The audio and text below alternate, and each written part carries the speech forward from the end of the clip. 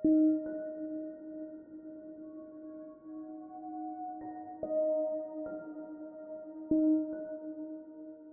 everyone and Assalamu alaikum. My name is Nahian Reza Shafin and I'm a student of the Green University of Bangladesh. My ID is 221002576 and I'm a student of the CSE department in my second semester. Today I shall be talking about hypersonic warfare as a presentation for the subject EAP 101. This is a given opportunity from our Honorable MD Didarul sir.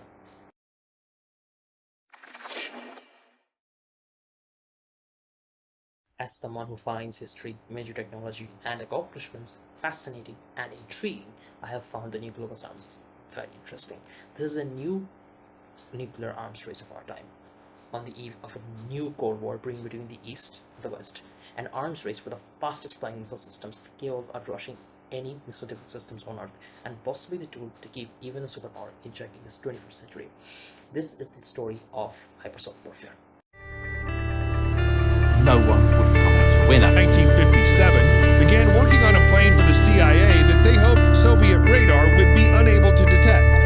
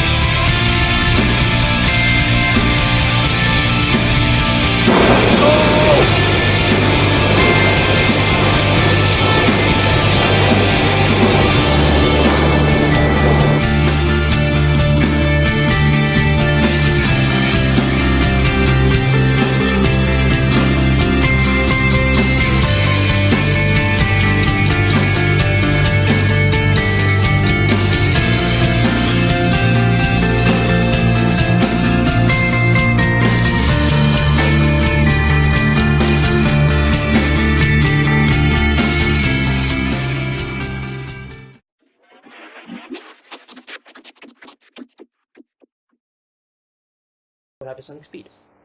In aerodynamics, hypersonic speed is something that exceeds 5 times the speed of sound, often stated as starting at Mach 5 or above.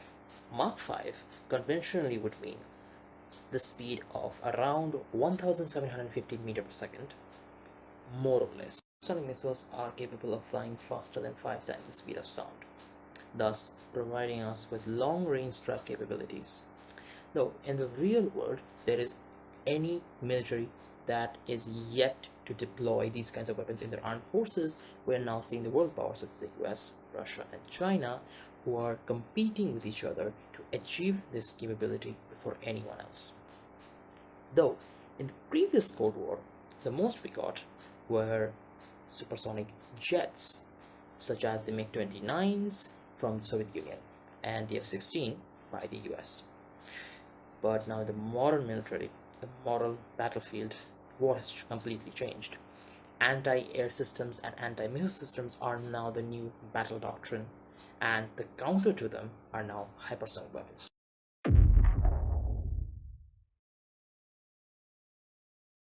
Human race are now the front of another new Cold War as of the year 2022 between old and new rival superpowers.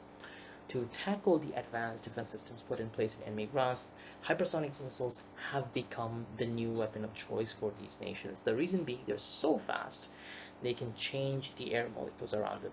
They can carry nuclear warheads. They are normally designed to be very fast, low flying, and so fast that they can outrun any missile defense systems on the planet.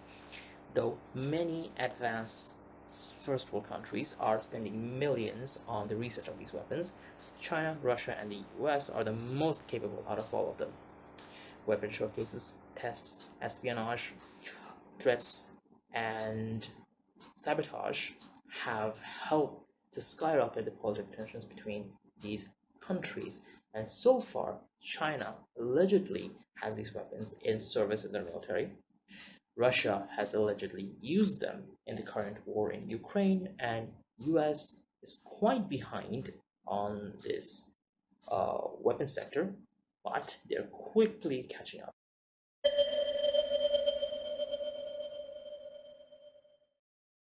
Weapons are weapons capable of reaching hypersonic speeds if they meet the right condition, but mostly tends to stay in the supersonic range of 2000 to 3000 km per hour, and they tend to be less accurate, where conventional missiles can be more accurate, but they tend to stay in the 1000 km per hour speed range. Hypersonic missiles take the best of the both worlds and provide the most efficient result.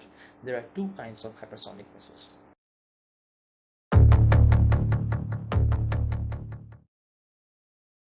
Hypersonic cruise missiles. This variant is supported with a high-speed rocket or jet engine. These act more like an upgrade to existing cruise missiles than a wholly new weapon. They can be launched from anywhere, and the systems are taken over by an advanced air-breathing scramjet engine after it reaches Mach 4 or Mach 5 to maintain hypersonic speed.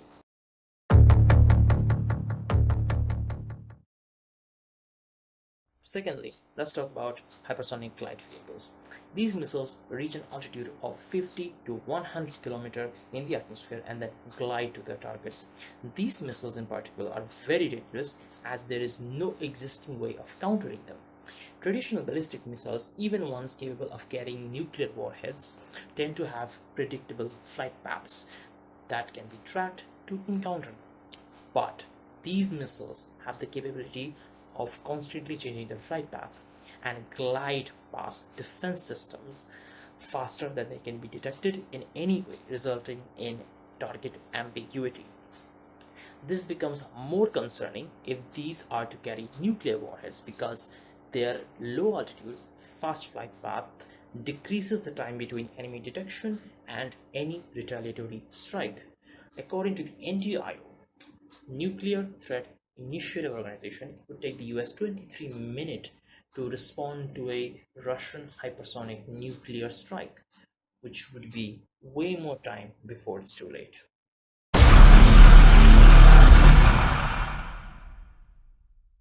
Finally, let's talk about the countries that already possess these weapons and will possibly possess these weapons in the future. First off, Russia. Russia's Avangard is a glide vehicle launched from an intercontinental ballistic missile and will reportedly carry a nuclear warhead. Russian news sources claim it entered combat service in December 2019. Next, China. Its military conducted possibly the launch into space of a orbiting hypersonic weapon capable of carrying a nuclear payload. The Financial Times first reported the test, though China has disputed reports of the tests. Previously, China conducted a number of successful tests of DF-17, a medium-range ballistic missile designed to launch hypersonic glide vehicles. US intelligence analysts assess that it may now be deployed. Now, the US. George Hayes, Chief Executive Officer of US Defense Contract, Raytheon Technologies Corporation, said the US is at least several years behind China in hypersonic technology despite significant investment. The US Navy leads the development of a glide vehicle for use across the military branches, while the Air Force is working on an air-launched glider. Now, the AUKUS. The UK, US, and Australia said in a joint statement, April 5, 2022, they are cooperating on hypersonic and counter-hypersonic technology as part of their new AUKUS Security Pact.